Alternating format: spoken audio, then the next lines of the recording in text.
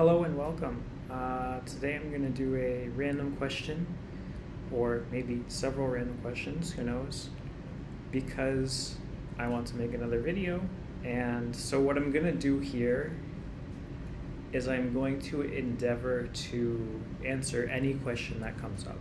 So, no matter what the question is, I'm going to attempt to actually think about it and, give a decent response. So I'll do that. Here we go. What are you interested in that most people haven't heard of? So I think cognitive type is a really obvious answer here. So I would say cognitive type. I think we can kind of branch from here though, and we can talk about some interesting things like how do you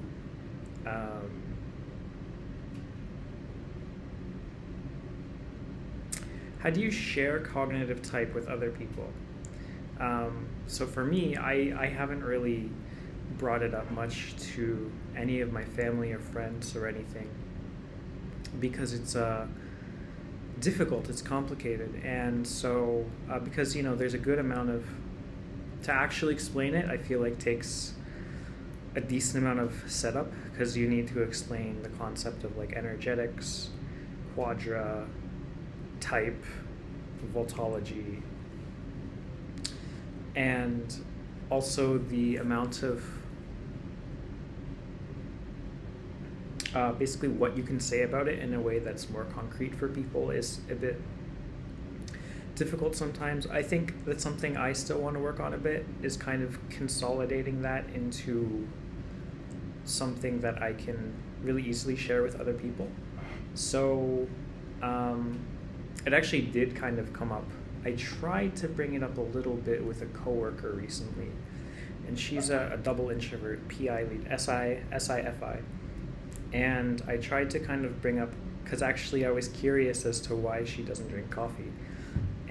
But at this point, I think we've already kind of established that PI leads tend to not drink coffee.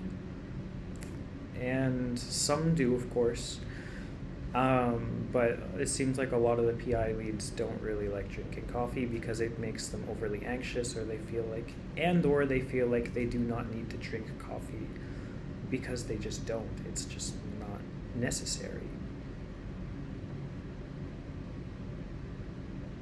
So I asked her why, and she basically said the same two things. Well, it makes me anxious, and I feel like it's just not necessary. Like I don't need that energy boost. So why would I drink coffee? She likes to drink coffee occasionally for the taste, which is the opposite of me. I drink it like exclusively for the energy. I don't like the taste of coffee, although I kind of have started to like the taste of coffee, so it's not entirely true. Yeah. So yeah, anyway, to branch back onto the topic a little bit of how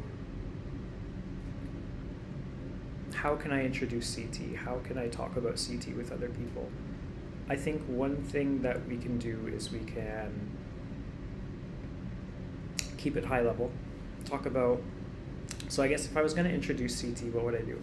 This is something actually, I think this is probably a worthwhile exercise for me to do in general. So maybe, doing it now seems like not a bad option,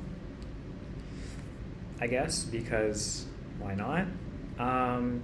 So I think, what are the concepts that I would want to introduce to a person? What is the minimum amount of things I need to say about CT in order to say something interesting and valid? So I think at the very least what I'm going to need is I think it's probably worth starting with the concept of type, just to kind of say what we mean. So we mean by type that we found these 16 different types, and that everybody falls in a certain type, and then within each type there are, further subtypes, but there are 16 base types, or even 4 base types, I might start out by saying. And down to 1,024 different permutations or whatever, including sex, emotional, attitude, and development. So what would so I guess maybe I would start with 4, but basically start with the concept of type, that there are people who are just different types of people, and it seems that like that is actually the case. Then next, I might go on to describe the different types of people. So I guess, you could start with introverts and extroverts, P and J. You could describe PE, JE, JI, PI, but I'm not entirely sure how I would describe those either, like in layman terms. So I guess this is something Varak was kind of talking about as well, in trying to get his friends into CT, but the language was just a bit too non-scientific, a bit too dense, not for the layman, not readily interpretable. And I think I tend to agree with that. So there was a little page that Auburn posted recently of for small bites of definitions and stuff like that, but he did one for behaviorism. The behaviorism is still even, maybe a bit lacking in a way that someone might understand. Because if I say that, like, oh, you're PI, so that means that you kind of view information as like long-standing chains of events that have greater context, which are within one event fits in a greater context, and you're never really lost as to knowing where you are. Okay, that's cool, but does it actually say much about a person? I think a lot of people might hear that and say, okay, or like I do that, even if they're like a JI lead or a PE lead.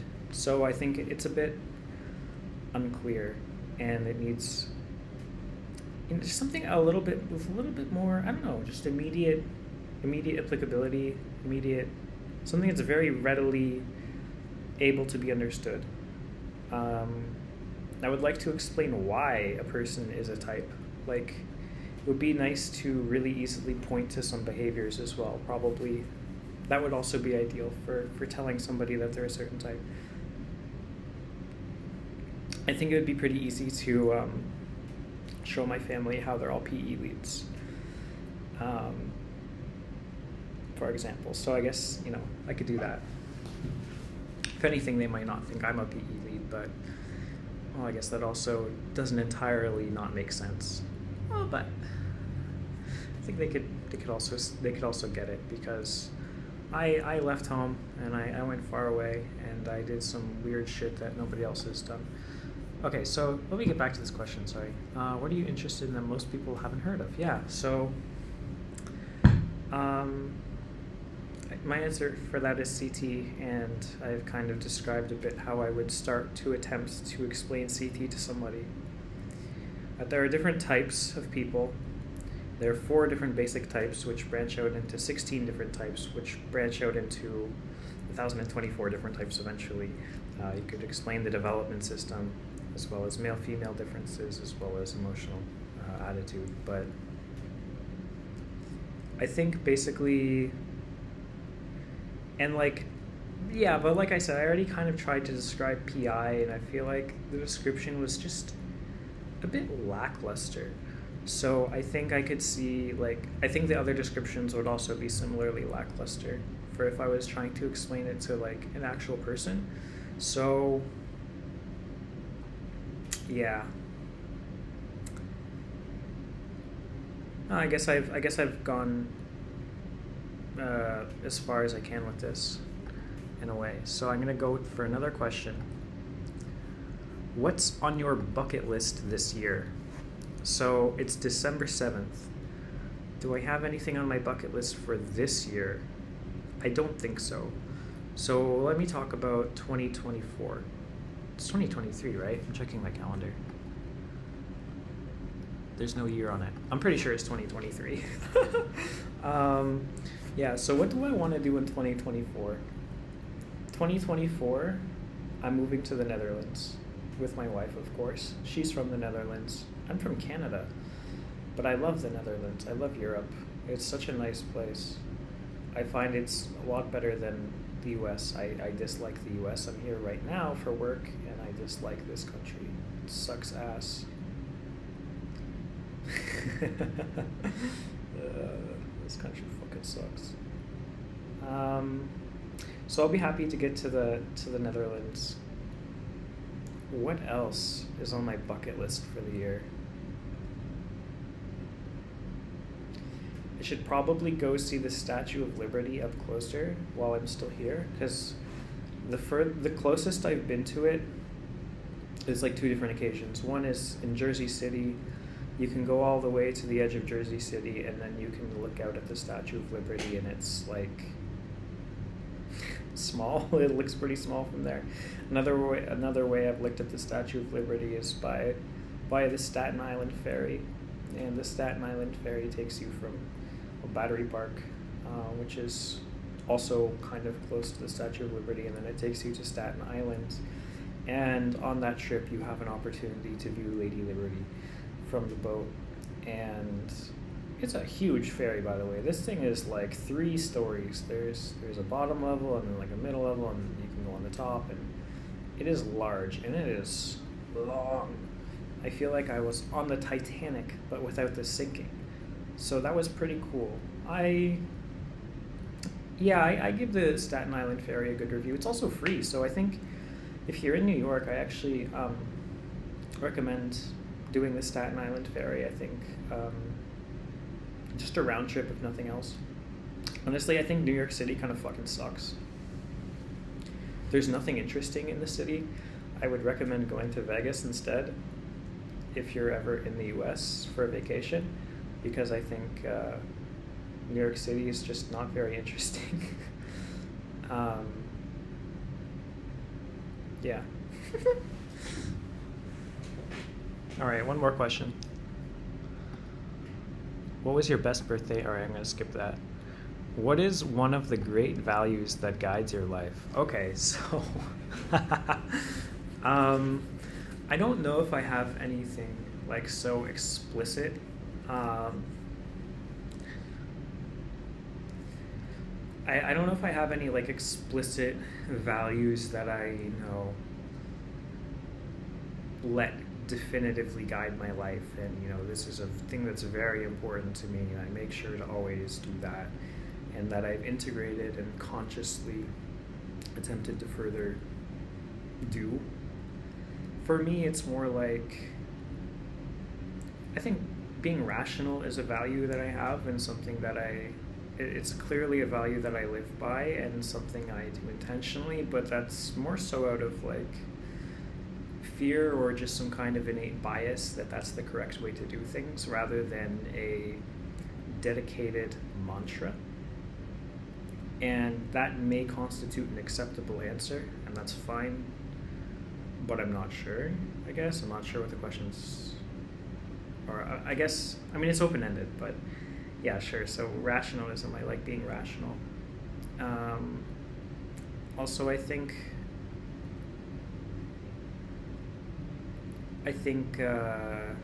what else is another value?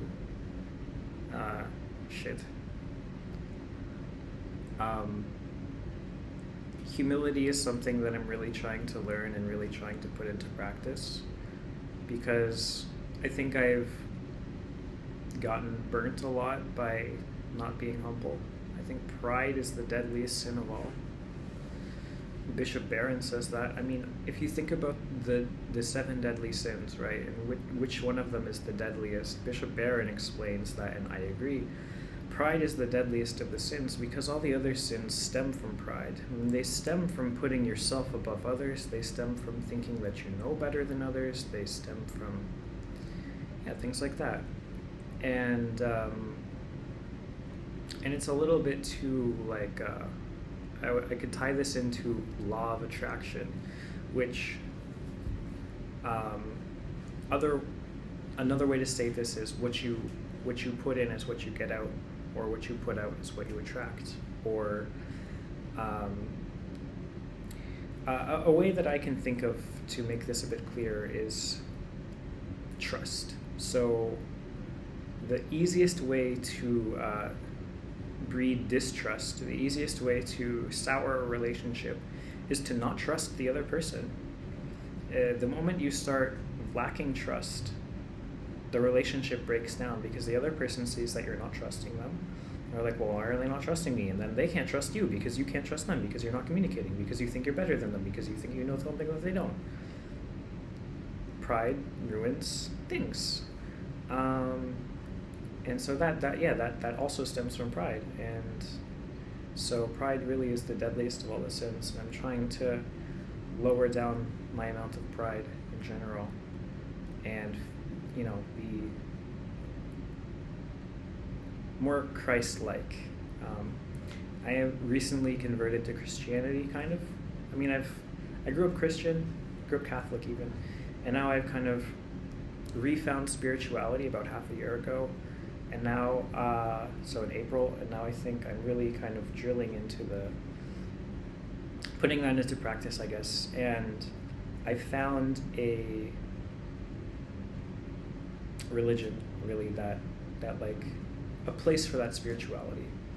Because before, I was just generally spiritual, but it's pretty difficult to just be a spiritual person or generally spiritual.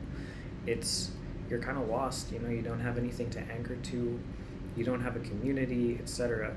And so I found that I can take my spiritual inclinations over to Christianity pretty easily, because they teach, I of course agree with a lot of the wisdom and teachings of the Bible. I think being Christ-like is a very good thing to do. And it also gives you a community, which is awesome. And it reestablishes the existence of objective morality, moral realism, which of course I subscribe to. It's a bit hard to imagine a religious person not being a moral realist.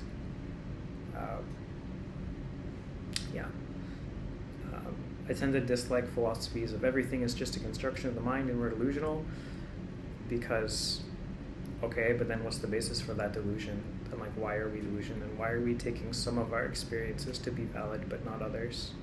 What is the reasoning for that?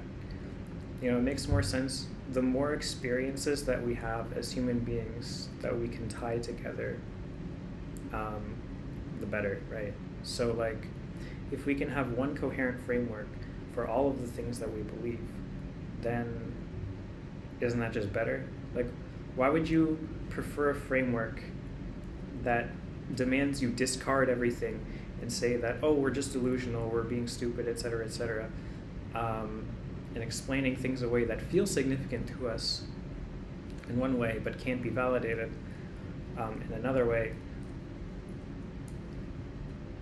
Whatever, words are hard, but you you get what I mean? Like, it seems basically the most valid philosophy should account for both feelings and reason, and it should unify the rationalist side with the spiritual side. It should unify what we can see and observe to be true and stuff with what we feel is true. And and so for me, religion does that, and spirituality does that, faith does that, and I think it does it quite nicely. And I see this as a trend in some other people.